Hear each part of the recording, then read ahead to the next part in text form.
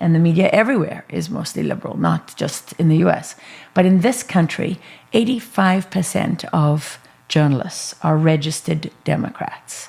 So that's just a fact, right? No one's registering Democrat when they're rarely a Republican.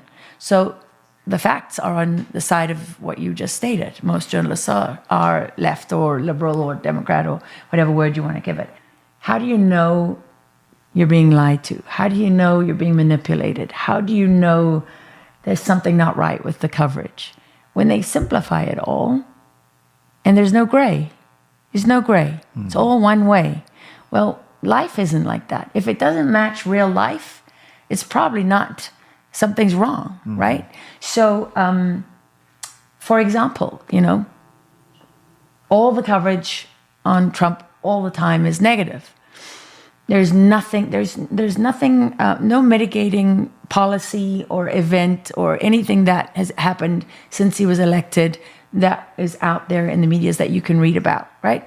Well, that tells you that's distortion of the way things go in real life. Because although the media has always been, historically, always been left-leaning, we've abandoned our pretense, or at least the effort, to be objective today. The former executive editor of the New York Times has a book coming out, Jill Abramson, and she says we would do, dozens of stories about Trump every single day, and every single one of them was negative. She said, we have become the anti-Trump paper of record. Well, that's not our job. That's a political position. That means we've become political activists, in a sense, and some could argue propagandists, right? And there's some merit to that.